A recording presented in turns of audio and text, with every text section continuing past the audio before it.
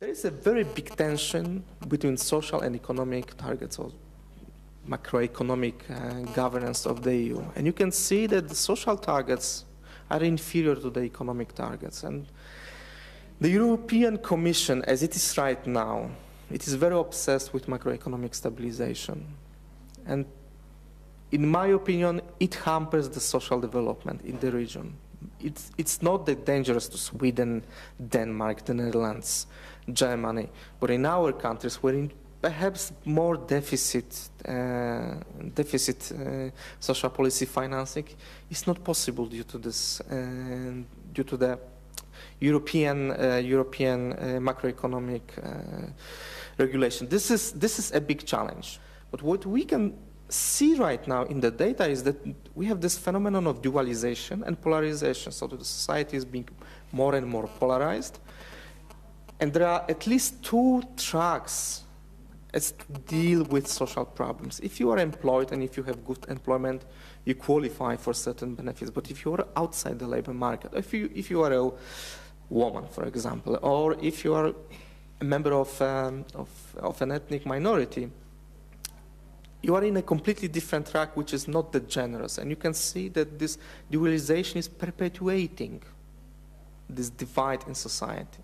So we have further exclusion and deprivation. Of course, the issue of intergenerational conflict is there.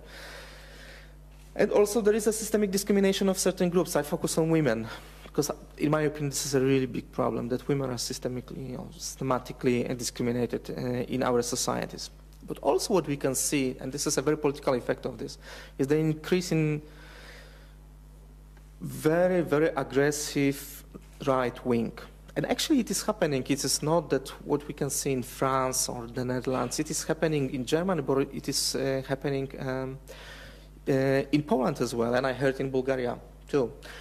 And the idea is that if you, and this idea has been proved empirically, that if you have a polarized society or segments of society which are in precarious situation, precarious workers, for example, they tend to polarize politically, either extreme left or extreme right, where extreme left is very rare.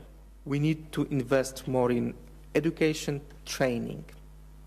We need to invest in children, because what we can see is that or inequality is being more and more transferred between generations. So if we step in when someone is 20 years old, it's too late. We should step in as fast as possible. Very basic advice what to do with inequalities as well is to introduce more progressive taxation. A very, very important story, and you can see this very clearly when you analyze this net Gini. So after taxation, you can see that it's being flattened. So this really works income-wise. Okay, but then I think there is some supranational issue here, and this is exactly this European dimension. And actually, the European Union is at the stage when this macroeconomic coordination is very strong, and I think we need a discussion how to introduce some social elements which would take place at pan-European level. European unemployment insurance is one of these initiatives. It serves as an automatic stabilizer, so it has an economic function, but also it helps people who are in need. And I made an experiment, this is before I finish, this is a physical metaphor that when we talk about inequality, we're talking about all people, and I can imagine 7 million people on a trajectory, and when all indicators show that they actually disperse, in the center of the red circle. So the red circle can be the socialist society before the collapse, late 80s, and then the blue dots is what we get right after that. What you can see in the data, this is the idea that we have to imagine in order to understand that this is a large number of people, fates. And it's clear that inequality has risen substantially. Whatever assumptions we make, even if some data are wrong, but we cannot conclude the opposite. Requisites in the communist system created such a mindset, contrary to their will even, so that the elites of the transition, not only in 97, but even earlier, when regulation number 56 was adopted in the 80s, which meant that you should be able to privatize public assets irresponsibly. And this is a systemic issue, simply because during communism there was no divide between public property, public assets, and private assets. This was quite natural to cross the border, and this is a prerequisite for corruption. Because corruption breeds on absolute power, and the use of public assets is aimed at private profit. Because public assets were nobody's assets, and it's not, we cannot blame the poor for that. We should place the blame on those who use the public assets for their own private benefit. So the crisis we had in 97 showed how the system generates key players who actually produced what we've had. So far, I have not had the feeling that we had a robust leftist party.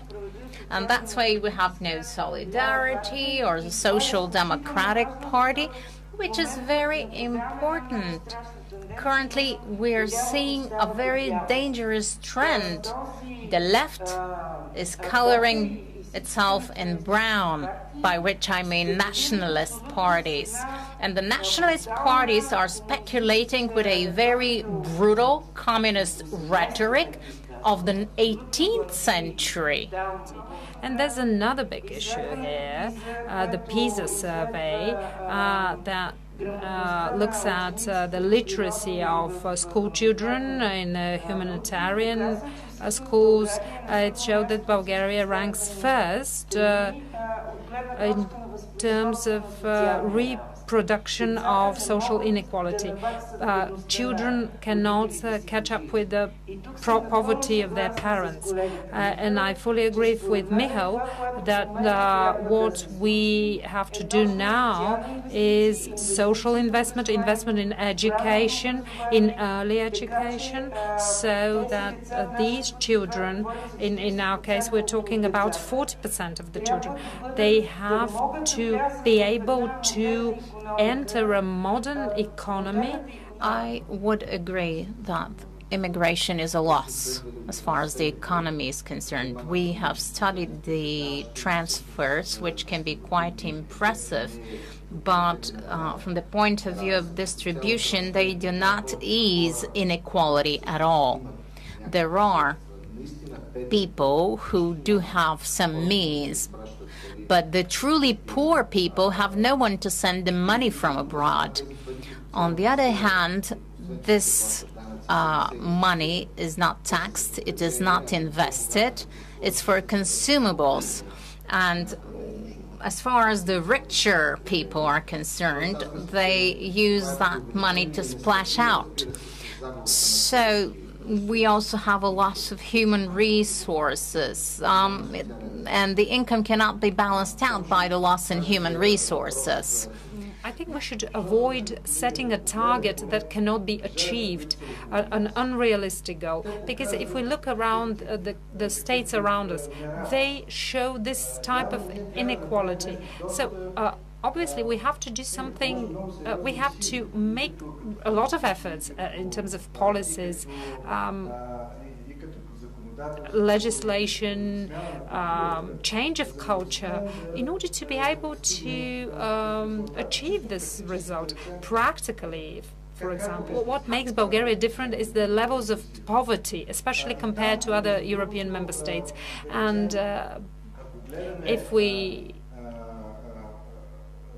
look at the income levels under the threshold of poverty, the situation is not so bad. But if we take an indicator like severe material deprivation, or that is deprivation of some basic needs, Bulgaria is in a very bad situation. 40% of the people are in this category.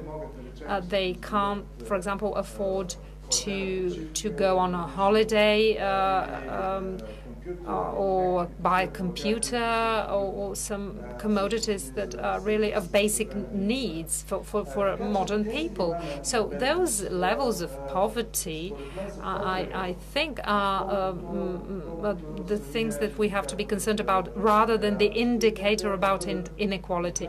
And they should be the focus of attention for in terms of policies in the near future.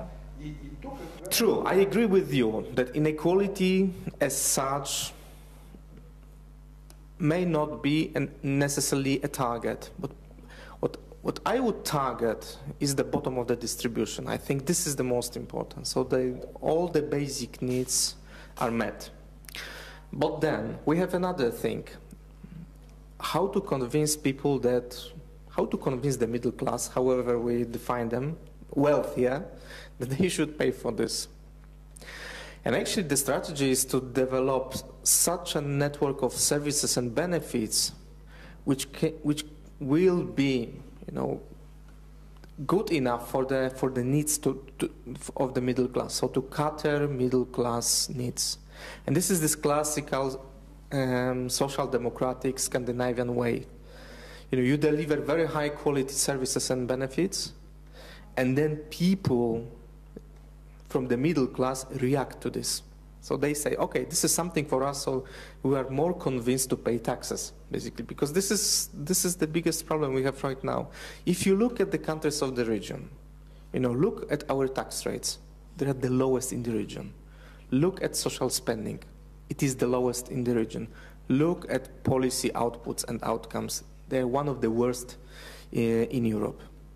This is the problem, that you have to break this vicious circle of low taxes, low spending, and then you have to convince middle class how to do this.